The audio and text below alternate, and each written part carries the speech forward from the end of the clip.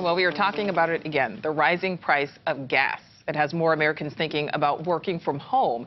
In our NewsNation Decision Desk HQ poll, 86% of Americans are somewhat or strongly in favor of their company allowing them to work from home to save money on gas. 86%.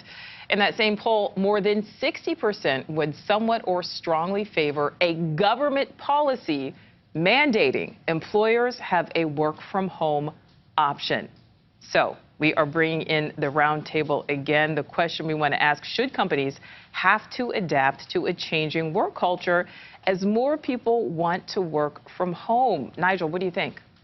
Well, to keep, retain, and acquire talent, companies might have to make that decision. Can we acquire the best talent possible by having this work-at-home policy? Look, some fields are natural.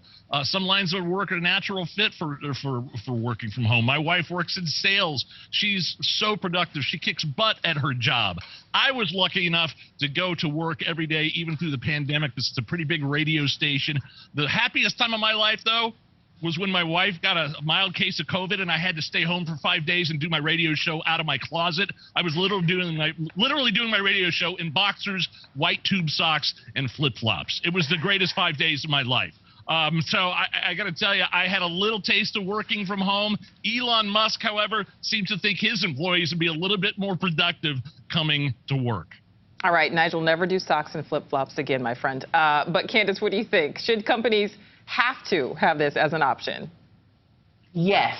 We're in a different time now, right? Where it's not even just about the gas. Like, we are still, in the middle of a pandemic. Numbers are rising. And if we want people to be as productive as possible, they need to feel as comfortable and as safe and as supported by their employers as possible. And at the bare minimum, that's giving them the option. I have a lot of friends who are doing hybrids where they come in for a few days, they can stay home as long as they're getting their work done. I think that our companies have to recognize the times that we're in, and in order to be supportive of their employees, they have to give them the option.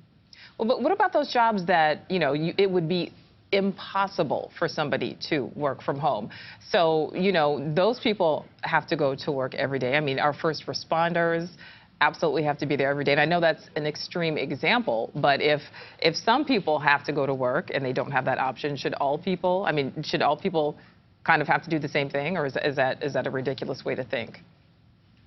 That's like saying almost that teachers need to work throughout the year just because everyone else works throughout the year, right? Like that there are some positions and some jobs that you take, and I'm grateful for our first responders, right? There are some jobs that you take that do require a certain level of a presence, right? Now, does that mean that companies that have those kinds of positions need to do more to acquire staff and employees that help to give some flexibility regarding days off, time away, right? So that people can stop and reset in this moment?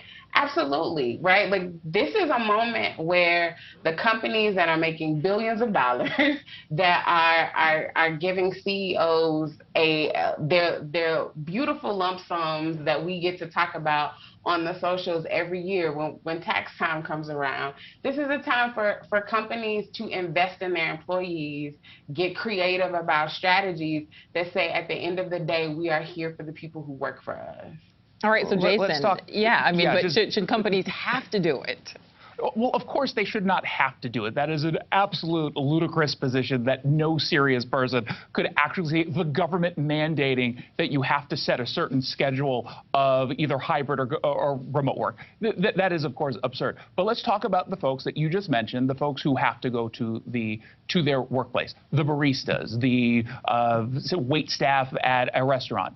Guess what? They're going to soon be out of a job because we are choosing to bring people into remote workforces, which means they're not going downtown, they're not going into their offices where during their breaks they would go out and get a cup of coffee, or during lunch they would go ahead and get together down the street or go to the corner store. Those are the people who end up getting hurt. The people who are the lowest wage workers here will end up getting hurt. So this idea that we should just stay at home, there are serious unintended consequences to that.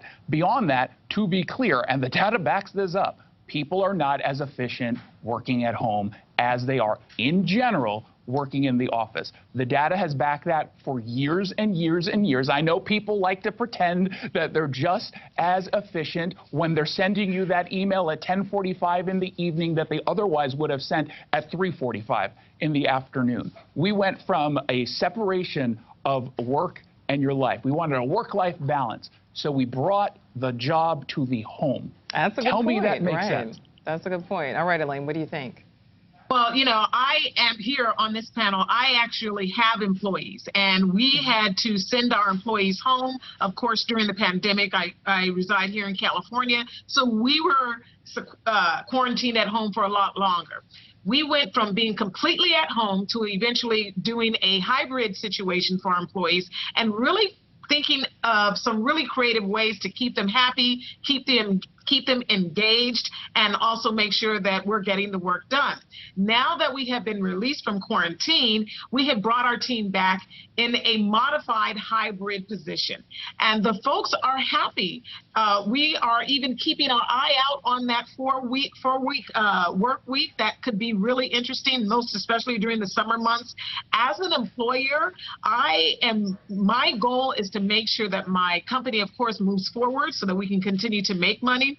But at the same time, I want my employees to be happy. I want them to be healthy. I want them to enjoy coming to work. And so we're trying different things, and we're looking at this, and we're listening to what works for them. Well, Elaine, let's talk about what Jason said. I mean, did you find when your employees were home or with this hybrid, are they as productive?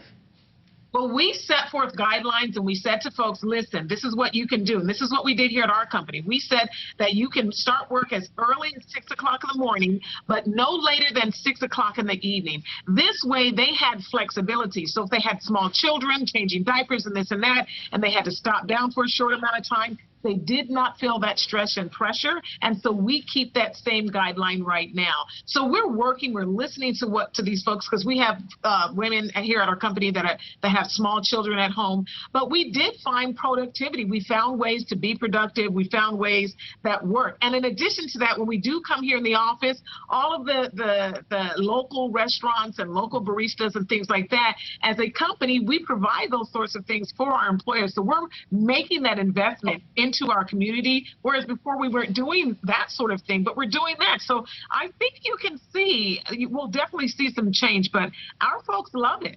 All right. Well, you know, I hate to cut off the roundtable right now. We unfortunately have run out of time. The roundtable very talkative today.